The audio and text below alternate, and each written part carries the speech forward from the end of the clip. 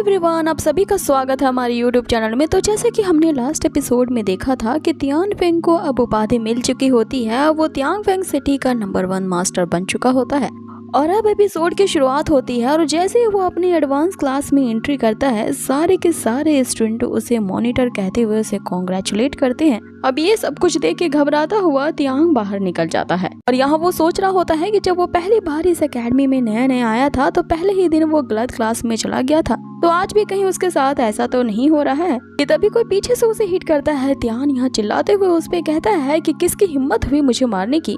और ये तियान की ही क्लास टीचर जाओ होती हैं जो उससे कहती है कि तुम यहाँ खड़े खड़े क्या कर रहे हो, तुम्हें अभी क्लास के अंदर होना चाहिए। जैसे ही वे दोनों अंदर जाते हैं, टीचर जाओ उन्हें 2 इम्पोर्टेंट खबर सुनाती हैं।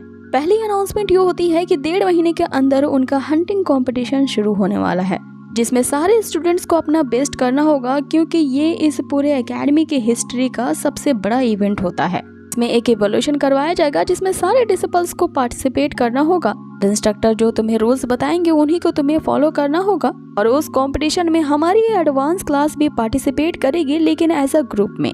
लेकिन हम तियान को देखते हैं कि वो किसी और ही ख्याल में गुम होता है क्योंकि ये जो अनाउंसमेंट हो रही होती है उसके बारे में तियान को पहले से ही पता था। इसीलिए टीचर जाओ उस पे चिल्लाते हुए कहती है कि मैं खास तौर पे तियान के लिए कह रही हूँ, उसे रूल्स के अकॉर्डिंग ही कंपटीशन में भाग लेना होगा क्योंकि वो हर जगह अपना अलग ही बखेड़ा खड़ा करता है। जिस पे रीना यहाँ तियान को उसके ख्यालों से निकालते हुए कहती है कि टीचर जाओ तुम्हें कुछ कह रही हैं। जिस पे तियान यहाँ टीचर जाओ की गुस्सैल नजरों को देखते हुए वहाँ जोर जोर से नारे लगाने लगता है कि हम जरूर पार्टिसिपेट करेंगे और नंबर 1 का खिताब हमारे ही क्लास को मिलेगा। आगे टीचर जाओ उन सभी को शांत रहने को कहती हैं और उनसे बस एक ही रिक्वेस्ट करती हैं कि तुम सभी ने अपनी पूरी कोशिश करनी है क्योंकि किसी की एबिलिटी के हिसाब से ही उसे चूज किया जाएगा। इस पे यहाँ तियान अनाउंस करता है कि मैं आप लोगों की इस जर्नी में बस आधी दूर तक ही साथ दे पाऊंगा क्योंकि मैं उस कंपटीशन में इंडिविजुअल पार्टिसिपेट करना चाहता हूँ, मतलब कि अकेले ही पार्टिसिपेट करना चाहता हूँ, वो भी फाउंडेशन बिल्डिंग ग्रेड की तरफ से। ये सुन के सभी चौंक जाते हैं क्योंकि इंडिविजुअल कंपटीशन में भाग लेने के लिए काफी तैयारी करने की जरूरत होती है। और ये सभी तियान के साहस को देख के उसे काफी अप्रिशिएट करते हैं कि तियान अब 9th लेवल के फाउंडेशन बिल्डिंग के लेवल पे ऑलरेडी पहुंच चुका है। साथ ही वो इस पूरे तियांग फेंग एकेडमी का टॉप मास्टर भी बन चुका है, तो नेचुरली उसे अब हायर लेवल के कंपटीशन में इंडिविजुअली पार्टिसिपेट करना होगा। अब सारी क्लास उसे इनकरेज करती है कि फर्स्ट प्लेस वही जीतेगा, जिस पे तियान सभी को थैंक्स कहता है उसे इनकरेज करने के लिए। और अब इनका क्लास यहीं पे समाप्त होता है। लेकिन जो टीचर जाओ होती हैं वो फिर से तियान को अपने ऑफिस में कुछ इंपॉर्टेंट बात करने को बुलाती हैं। तो सुनते हुए तियान फिर से फेस बनाने लगता है कि आखिर ये मुझे ही हमेशा क्यों ऑफिस में बुला लेती हैं। साथ ही टीचर जाओ यहाँ क्लास को समाप्त करने से पहले उन्हें वो दूसरी अनाउंसमेंट के बारे में भी बताती हैं कि उसे हंटिंग कंपटीशन के खत्म होने के बाद इस एकेडमी से कुछ ग्रुप ऑफ स्टूडेंट्स को सिलेक्ट किया जाएगा और उन सभी चुने गए स्टूडेंट्स को दी हाउ एकेडमी में जाने का अवसर मिलेगा। उस कंपटीशन के दौरान अगर तुम्हारे बिहेवियर अच्छे रहे, साथ ही तुम लोगों ने अच्छा प्रदर्शन किया, हो सकता है कि तुम में से ही किसी स्टूडेंट को ये मौका मिलेगा, उसे एकेडमी के एक्सचेंज के जरिए उस दी हाउ एकेडमी में जाने का अवसर मिले। अब वहाँ सारे स्टूडेंट्स के बीच उसी एकेडमी के एक्सचेंज के बारे में बातें चलने लगती है कि तभी यहाँ सीन चेंज होता है। टीचर जाओ और तियान को हम उनकी ऑफिस की तरफ जाते देखते हैं। अब आगे टीचर जाओ यहाँ तियान को एक सीरियस मैटर के बारे में बताती हैं। यहाँ तियान की वो सच्चाई जानना चाहती थी, इसीलिए उसके बारे में पता लगाने के लिए वो ड्रीम लैंड गई थी। ये ड्रीम लैंड वही जगह होती है जहाँ तियान पला बड़ा होता है। यहाँ तियान की वो पास्ट लाइफ के बारे में जान चुकी थी कि तियान एक गिल्ट में जी रहा होता है।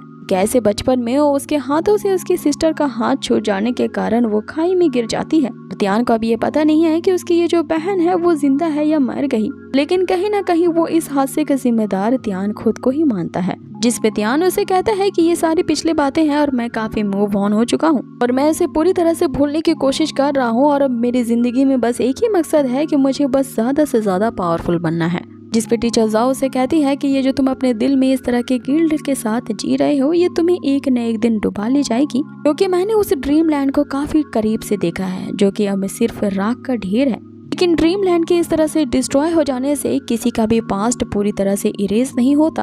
अब ये सुनते ही तियान चौंक जाता है कि उसका ये जो ड्रीम लैंड था वो पूरी तरह से राख बन चुका है। तो आखिर वहाँ पे ऐसा हुआ क्या था, जिस पे टीचर जाओ उसे बताती हैं 5 साल पहले उस ड्रीम लैंड में एक ऐसी आग लगी थी कि अब वहाँ पे कुछ भी बचा नहीं है। सिर्फ वहाँ पे अब उजड़े हुए घर और खंडर ही दिखते हैं और बीस्ट और इंसानों के कंकाल के अलावा कुछ नहीं दिखते।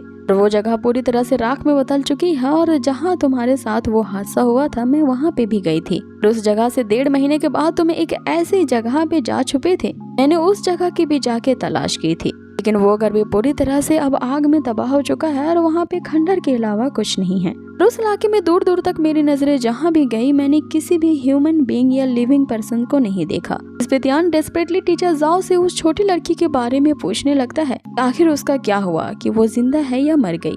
यहाँ पे वो उसके फेस के बारे में बताने लगता है कि उस लड़की की उम्र मात्र 13 साल की थी। इस पे टीचर जाओ से बताती है कि वहाँ मैंने एक भी इंसान या परिंदे तक को नहीं देखा है, लेकिन मैंने वहाँ पे एक बनी रैबिट के स्टफ टॉय को देखा है जिसकी हालत काफी अच्छी थी और उसे किसी ने जानबूझ करके वहाँ पे रखा था। अब ये सुनते ही तियान पूरी तरह एक्साइटेड हो जाता है क्योंकि वो जो बनी टॉय था वो उसकी सिस्टर का ही होता है। अब यहाँ पे तियान ये कंक्लूजन निकालता है कि उसकी सिस्टर ने ही उस बनी टॉय को उस जगह पे रखा होगा ताकि तियान कभी ना कभी वहाँ पे आए और उसे देखे और उसे ढूंढने की कोशिश करे। इसका मतलब है कि उसकी लिटिल सिस्टर अब भी जिंदा होगी। अब आगे तियान यहाँ टीचर जाओ को थैंक्स कहते हुए वहाँ से तेजी से चला जाता है क्योंकि उसे अब एक क्लू मिल चुका था और उसे पूरा विश्वास था कि उसकी लिटिल सिस्टर ने वहाँ पे एक मैसेज जरूर उसके लिए छोड़ा होगा। सो इसी के साथ हमारा ये पार्ट यही खत्म होता है। सो गाइस, आप लोगों को ये वीडियो आज की कैसी भी लगी हो मुझे कमेंट बॉक्स में जरूर बताएं। इसका नेक्स्ट पार्ट मैं जल्द ही लाऊंगी।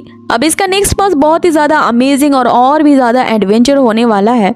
सो बने रहिए हमारे इस चैनल के साथ और कर दीजिए इसे लाइक एंड शेयर। और अगर हम आप मेरे चैनल पे नए हो तो इसे जरूर से सब्सक्राइब कर दें। मिलते हैं आपसे इसके नेक्स्ट पार्ट में। Till then take care, bye.